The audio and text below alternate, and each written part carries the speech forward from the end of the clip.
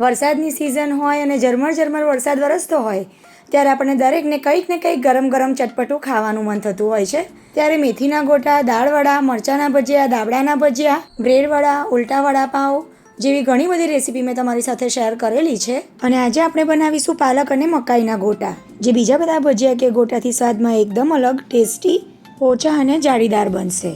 સાથે જ ભજીયા સાથે ખાવાની મજા પડી જાય એવી ખાટી મીઠી ચટપટી ચટણી પણ બનાવીશું. તો હું છું નિરાલી અને નિરાલીસ કિચનમાં તમારું સ્વાગત છે. તો ચાલો રેસીપી શરૂ કરીએ. તો પાલક અને મકાઈના ગોટા બનાવવા માટે અત્યારે મેં સમાર્યા પછી અડધાથી પોણો કપ જેટલી ભાજી થાય એટલી ભાજી લીધી છે. સાથે જ 2 મોડા મરચાં અને 2 તીખા મરચાં લીધા છે. એક મકાઈ લઈશું અને એક નાની ડુંગળી લઈશું. પાલકની ભાજીને મેં ધોઈને સારી રીતે સાફ કરી લીધી છે. હવે એની ડંડીઓ કાઢી અને ઝીણી ઝીણી સમારી લેવાની છે. અહીં જો તમે ડુંગળી ના ખાતા હોય તો નહીં ઉમેરવાની. પાલકની ડંડીનો ઉપયોગ નથી કરવાનો. ડંડીઓ અલગ કરીને ઝીણી ઝીણી એને સમારી લેવાની છે. અને સેમ એ જ રીતે લીલા મરચાં અને ડુંગળીને પણ આપણે ઝીણા ઝીણા સમારી લેવાના છે. મરચાંની ક્વોન્ટિટી તમે તમારી ચોઈસ પ્રમાણે જેટલી તમારે તીખાશ જોઈતી હોય એ પ્રમાણે પ્લસ માઇનસ કરી શકો છો. હવે પાલક, મરચાં અને ડુંગળી કટ થઈ જાય એટલે મકાઈને પણ આપણે આ રીતે ઊભો મૂકી અને એના દાણા અલગ કરી લઈશું. મકાઈના દાણાને હાથથી અલગ નથી કરવાના, આ રીતે ચપ્પુની મદદથી સમારી લેવાના. મકાઈનો ઉપયોગ તમે છીણીને પણ કરી શકો, પણ આ રીતે અધકચરા સમારીને ઉપયોગમાં લેશો તો જ્યારે ખાવામાં આવશે ત્યારે વધારે ક્રન્ચી લાગશે અને ખાવાની વધારે મજા આવશે. તો અત્યારે 1 કપ જેટલા મકાઈને મેં આ રીતે ઝીણા ઝીણા સમારી લીધા છે. હવે આટલી તૈયારી થઈ જાય એટલે ગોટા સાથે ખાવાની મજા પડી જાય એવી ખાટી મીઠી ચટણી બનાવી લઈએ. તો એના માટે અત્યારે મેં 2 ટામેટાં લીધા છે. ટામેટાને સારી રીતે ધોઈ અને આ રીતે મોટા ટુકડા કરી લેવાના છે. આટલી ક્વોન્ટિટીમાંથી તમે અડધાથી પોણો કપ જેટલી ચટણી બનાવીને તૈયાર કરી શકશો. આ ચટણી તમે કોઈ પણ ગોટા, ભજીયા, દાળવડા કે બટાકાવડા સાથે ખાવામાં ખૂબ જ સરસ લાગે છે. ત્યાર પછી ગેસ ઓન કરી એક કડાઈમાં 1 કપ જેટલું પાણી ઉમેરીશું. ત્યાર પછી 2 નાના ટુકડા આંબલીના ઉમેરીશું અને કટ કરેલા ટામેટાં પણ ઉમેરી દઈશું. ઢાંકણ ઢાંકી અને ગેસની સ્લો ફ્લેમ પર 8 થી 10 મિનિટ માટે થવા દઈશું. 10 મિનિટ પછી ટામેટાં આ રીતના સોફ્ટ થઈ ગયા છે. ત્યારે હવે આપણે એમાં ઉમેરીશું 1/3 કપ જેટલો ઝીણો સમારેલો ગોળ, 1 ટીસ્પૂન જેટલો સંચળ પાવડર અને 1/2 ટીસ્પૂન જેટલું લાલ કાશ્મીરી મરચું. મિક્સ કરી લઈશું. પાણી ગરમ જ છે એટલે ગોળને ઓગળતા બહુ વાર નહીં લાગે.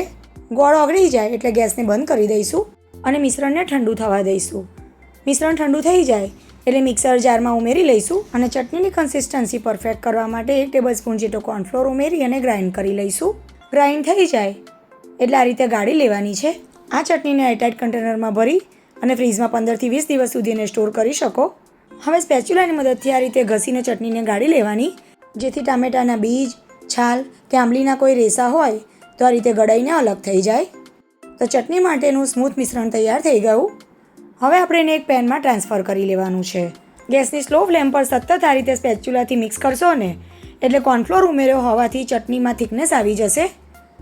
બહાર તમે જે ચટણી ખાવ છો ને એમાં રીતે કોર્નફ્લોર ઉમેરીને તૈયાર કરવામાં આવે છે. આ રીતે સતત મિક્સ કરી લેવાનું જેથી કોર્નફ્લોર નીચે ના બેસી જાય અને ચોંટે નહીં. સ્લો ફ્લેમ પર 5 થી 7 મિનિટ ચટણીને ઉકાળ્યા પછી તમે જોઈ શકો છો આ રીતનું ટેક્સચર આવી જશે. તો ગેસને બંધ કરી દેવાનો. હવે આ રીતની ચટણી તૈયાર થઈ જાય એટલે ગોટાનો મસાલો બનાવવા માટે આપણે એમાં 10 થી 12 કાળા મરી લઈશું, 1 ટીસ્પૂન જેટલી વરિયાળી અને 1 ટીસ્પૂન જેટલા સૂકા આખા ધાણા લીધા છે. એને આ રીતે અધકચરા વાટી લેવાના છે. એકદમ પાવડર નથી કરવાનો, તમે મિક્સર જારમાં પણ કરી શકો, પણ આ રીતનું અધકચરું રાખવાનું છે. આ રીતનો મસાલો તૈયાર થઈ જાય એટલે એક મોટા બોલમાં 2 કપ જેટલો ચણાનો લોટ લઈશું. ચણાનો લોટ મેં ચાળીને લીધો છે, પણ ભેજવાળું વાતાવરણ હોવાથી વિસ્કરથી એકવાર આ રીતે વિસ્ક કરી લેવાનું, જેથી કોઈ લમ્સ રહી ગયા હોય તો નીકળી જાય. હવે આપણે એમાં ખાંડીને તૈયાર કરેલો મસાલો ઉમેરી દઈએ. સ્વાદ પ્રમાણે મીઠું ઉમેરી દઈશું અને 1/2 ટીસ્પૂન જેટલી હિંગ પણ ઉમેરી દઈશું. ત્યાર પછી જે આપણે મરચાં, ડુંગળી અને મકાઈ તૈયાર રાખ્યા છે એ પણ ઉમેરી દેવાનું છે.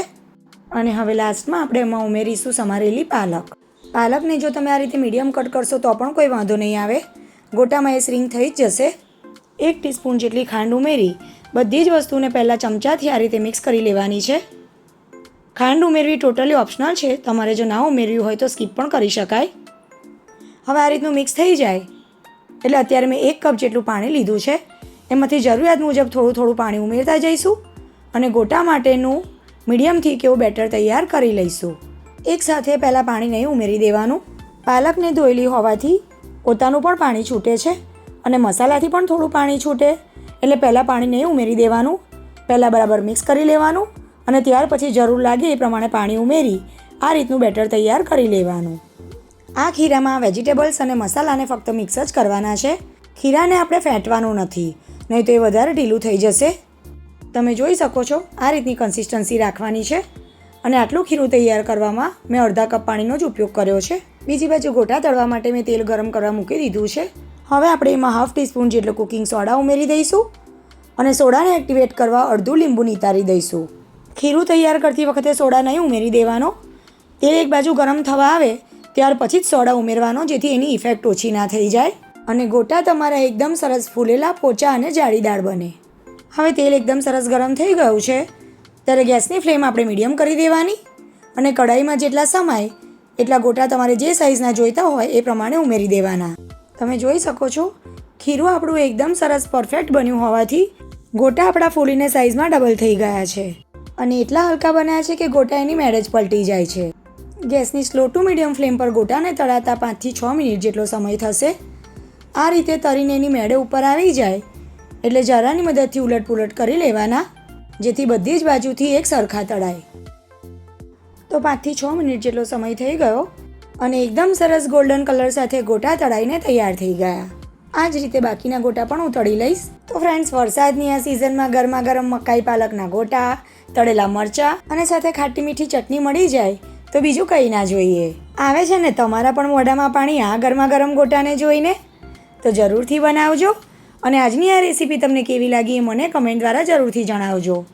રેસીપી સારી લાગી હોય તો વિડીયોને લાઇક કરજો, શેર કરજો અને આવી જ બીજી નવી નવી રેસીપી યુટ્યુબ પર જોવા માટે મારી ચેનલ નિરાલીસ કિચનને સબસ્ક્રાઈબ કરજો. તો ફરી મળીશું એક આવી જ નવી રેસીપી સાથે. આવજો.